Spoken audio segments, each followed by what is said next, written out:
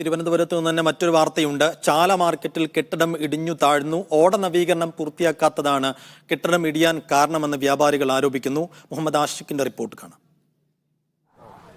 ഞാൻ ഇപ്പോൾ നിൽക്കുന്നത് ചാല തെരുവിലാണ്. ചാല തെരുവിലെ കുത്തുവാൾ സ്ട്രീറ്റിലാണ്.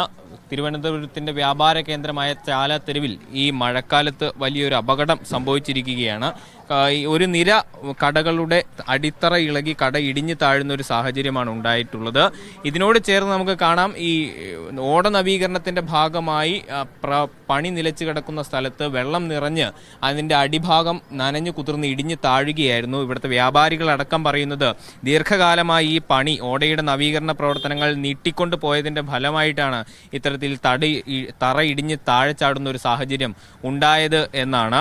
ഇതിനു മുൻപും കഴിഞ്ഞ ദിവസങ്ങളിൽ പെയ്ത മഴയിലും ഇതേപോലെ കടയുടെ തറ ഇടിഞ്ഞ് താഴുന്ന ഒരു സാഹചര്യം ഉണ്ടായിട്ടുണ്ട്. വലിയ വ്യാപാരങ്ങൾ നടക്കുന്ന, വലിയ തിരക്കുണ്ടാകുന്ന ഒരു ഇടമാണ്.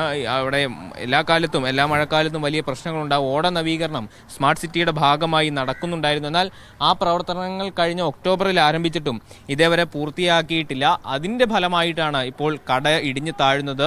നമുക്കറിയാം, വലിയ പൈതൃകമുള്ള ഒരിടമാണ് ചാല മാർക്കറ്റ്. തിരുവനന്തപുരത്തിന്റെ ചരിത്രത്തിൽ തന്നെ വലിയ പ്രാധാന്യമുണ്ട്. അങ്ങനെയുള്ള ഒരിടം കൃത്യമായ നവീകരണ പ്രവർത്തനങ്ങൾക്ക് അധികൃതർ തയ്യാറാകാത്തതാണ് ഇത്തരത്തിലൊരു അപകടം എന്നാണ് അവർ പറയുന്നത്. നമുക്ക് ഇവിടുത്തെ വ്യാപാരികളോട് തന്നെ ചോദിക്കാം, എന്താണ് കേട്ടോ സംഭവിച്ചത്?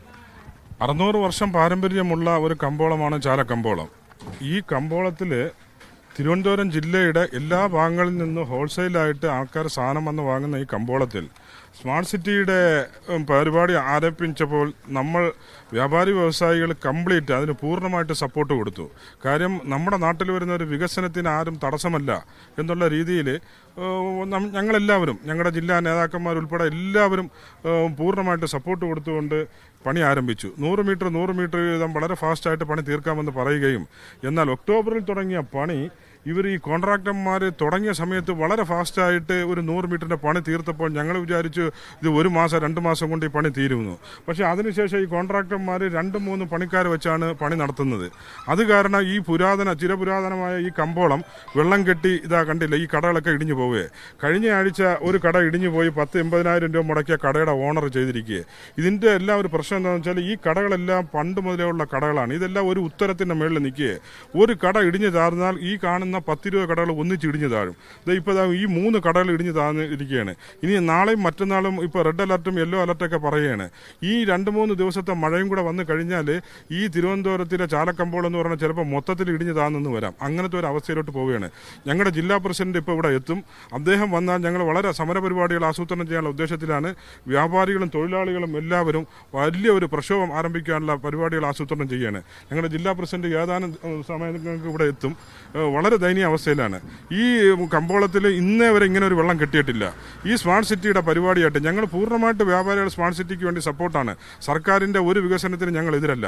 പക്ഷേ ഇത് വ്യാപാരികളെ വളരെ ബുദ്ധിമുട്ടിക്കുകയും ജനങ്ങൾക്ക് നടക്കാൻ പറ്റാത്ത രീതിയിലാവുകയും, ഈ കുഴിയിൽ എന്തുമാത്രം ആൾക്കാർ വീണെന്നറിയാമോ? അതിനുശേഷമാണ് ഈ നെറ്റ്വർക്ക് എന്ന് പറഞ്ഞിട്ട് ഈ ടാഗ് കൊണ്ട് കെട്ടിയിരിക്കുന്നത്. ഇപ്പോഴും കെട്ടിക്കൊണ്ടിരിക്കുകയാണ്. വല്ലാത്തൊരവസ്ഥയാണ്. എത്രയും പെട്ടെന്ന് ഗവൺമെൻറ് ഫുൾ ഫോഴ്സ് ഉപയോഗിച്ച് ഈ പണി പൂർത്തിയാക്കി തരണമെന്ന് വിനീതമായി ഗവൺമെൻറ് അടുത്ത് അഭ്യർത്ഥിക്കുകയാണ്. ഞങ്ങളൊരു ബഹളത്തിനോ അട്ടഹാസത്തിനോ ഗവൺമെന്റിനെതിരെയുള്ള ഒരു പരിപാടിക്കും ഞങ്ങളില്ല. പക്ഷേ ഞങ്ങളുടെ ബുദ്ധിമുട്ടും കാര്യങ്ങളും മനസ്സിലാക്കിക്കൊണ്ട് ഫണ്ടിനൊരു കുറവില്ല. കേന്ദ്ര ഫണ്ടാണ് സ്മാർട്ട് സിറ്റിയുടെ ഫണ്ട്. കേന്ദ്രത്തിന്റെ ഫണ്ട് ഇവിടെ കിടക്കുകയാണ്. എത്രയും പെട്ടെന്ന് പണി പൂർത്തിയാക്കി തരിക എന്നുള്ളൊരു അഭ്യർത്ഥന മാത്രമേ ഞങ്ങൾക്കുള്ളൂ. തീർച്ചയായും വലിയ സമര പരിപാടികളിലേക്ക് കടക്കുകയാണ് എന്നാണ് ഇവിടുത്തെ വ്യാപാരികൾ അടക്കം പറയുന്നത്.